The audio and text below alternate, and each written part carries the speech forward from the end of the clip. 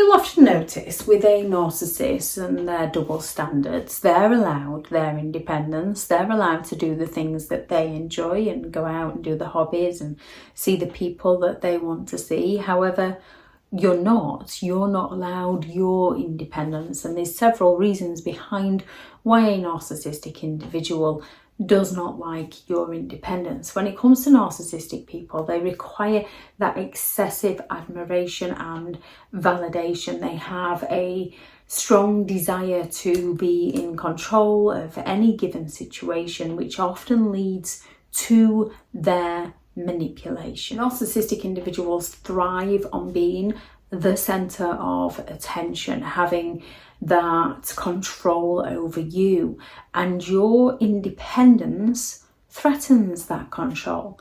It threatens them being the center of your world. It means that you can be potentially giving your attention to other people, to other hobbies, to work commitments, and this isn't good enough for a narcissistic individual, because you should be putting them first in anything and everything that you do, and anything you don't, they will go all out to sabotage you for you, which is why they will sabotage your friendships, your relationships, your career goals, your hobbies. They are very intimidated by your independence. You'll often notice this with narcissistic parents.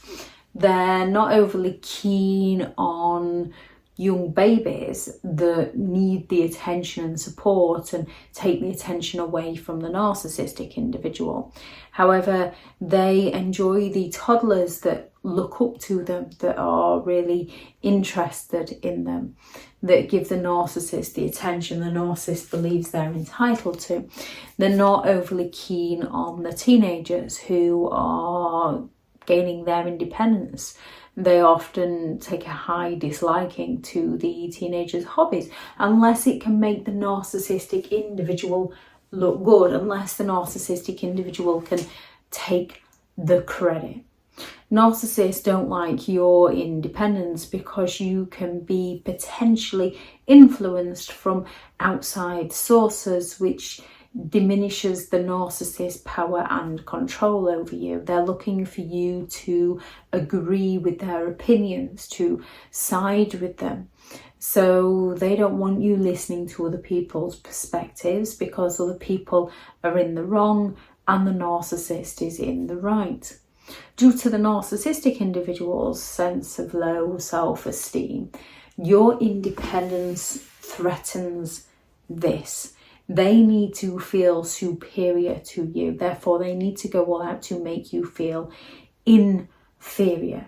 They're looking to bring you down. A narcissistic individual will happily go all out to compare you to other people, to get you to compare yourself to others, so that you no longer feel good enough about yourself. And this is usually because the narcissist is comparing. The narcissist is envious of other people and wants to create those feelings within you towards them, so that the narcissist can feel like you are the one that is envious of them. We often go through similar stages in life where we can start off quite naive to a situation. We either don't know any different, we haven't experienced it, we haven't learned it, our instincts might warn us, but because we don't know what they're telling us, we can often dismiss them, or we can be raised with it. So we are led to believe that certain behaviours are normal that are not normal, and we shouldn't have believed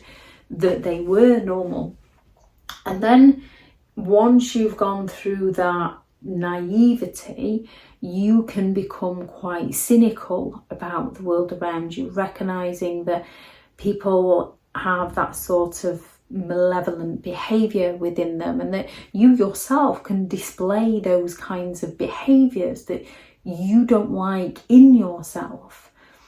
And we can all be driven to a point of behaving in a manner that we don't like. And when someone is hell-bent on bringing the worst out in you, they're not the kind of person you want to be spending your time around.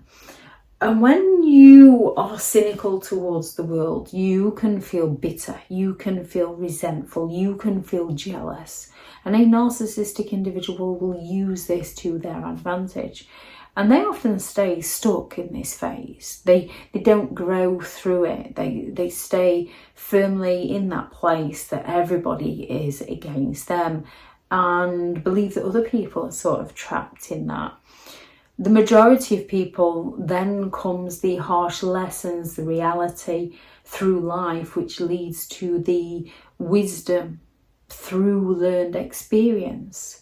And then they develop and grow and thrive as an individual. Narcissistic people want to keep you trapped. They want to keep you down. Your independence means that you are less likely to enable them. You're less likely to support them.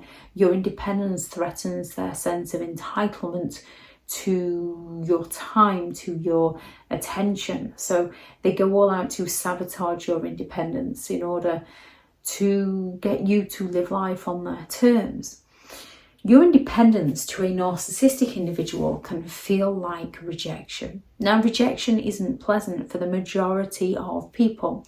However, the majority of people who have been rejected, if you find out you've been lied to, betrayed, deceived in some way, then you can feel cynical. You can go through that stage of anger, resentment and bitterness, and perhaps wanting to seek revenge, which is usually wanting to seek justice. Then you can face rejection, where you simply just go for a job interview and you're told no, or you ask somebody out and you're told no, or you ask a friend if they're available on a Friday night and they've got other plans. And it might not feel so great. However, you can respect that the other person has their own life and has their own plans and be like, oh, what about next Friday? Free on Saturday? What about then? And you find a compromise. You make that arrangement. When you go for the job and you don't get it, you don't blame the people who were interviewing you like a narcissistic individual would. You come away and think, right, what do I need to improve? Do I need to improve my CV? Do I need to improve my experience? You look inwards and work out what you need to improve on. When it comes to rejection, you've often been redirected onto something else. Narcissistic individuals count your independence of a rejection as to who they are as a person, and they're very offended by this, which is often why they try to sabotage your independence for you. They're very envious, so they're usually envious of your independence. They're envious of your friends, your family, your hobbies. They're envious of you. They will go all out to provoke jealousy within you so that they can believe within themselves that you're the one who is envious of them. They lack empathy, therefore they are unable to be supportive of your choices, whether that is your choices in your friendship circles, your choices in your hobbies, your choices in your career. They're not interested in your achievements. They want to be doing better than you. So all these are a threat to the narcissist's ego, to the narcissist's self-esteem. Therefore, they will go all out to sabotage your independence any way they can, by either causing an argument before you go somewhere or when you come home. So you learn to walk on eggshells. You're fearful of their reactions when you get home. They might constantly keep tabs on you, keep checking in on you. They might be highly critical of the things that you are doing. They might hide things such as car keys or money so that you can't get there. They're going to go all out to sabotage your independence. They might accuse your family members of interfering too much, of your friends not actually being that supportive of you. They're going to go all out to plant those seeds of self-doubt within you and then help them grow. So you kind of end up with that imposter syndrome where you don't feel good enough, you don't feel worthy, you lose your confidence, you lose your ability in being able to try new things.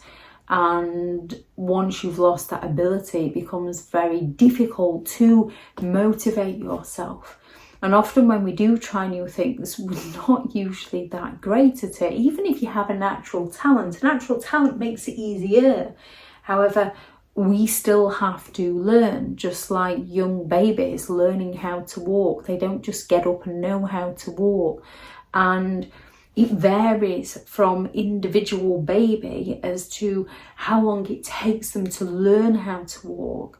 They stumble, they fall, they crack their head, they get up and they go again. It's not a pleasant experience, but it's highly rewarding once they get there. And then once they've got there, it becomes second nature. We might still walk into things, we might still trip up and fall over, mistakes are made. And that's the same when it comes to learning any new skill. We just have to get up and try and keep going until we find the method that works for us.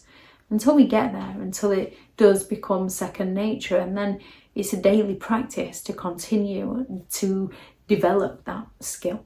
If anyone has any thoughts on this video, please do add those into the comments for people reading through. Thank you very much to all the returning subscribers, and your continued support with the channel is greatly appreciated. If you are new to the channel, I'm Elizabeth Shaw. This channel is all about narcissistic behaviour, to give you more understanding of the people you might be dealing with within your life, how to handle yourself around those people if you cannot go no contact, and different methods to find what works for you to help you understand and overcome narcissistic and emotional abuse. If you do find the information helpful on the channel, please do subscribe. If you are looking for further help and support in understanding and overcoming narcissistic and emotional abuse, I do have several online guides available, and those teachable links are in the video description. If you're looking for someone to speak to, I have partnered with BetterHelp, and their sponsored link is also in the video description. I do also have several books out on Amazon: a Narcissists Handbook, which is the ultimate guide to understanding and overcoming narcissistic and emotional abuse, 15 rules to deal with narcissistic individuals if you cannot go no contact, and how to create boundaries around those who have no respect for your boundaries. I shall link those into the description also if you'd like to go and check them out. Go out there and create the day that you deserve, because you do deserve to have an amazing day. Bye.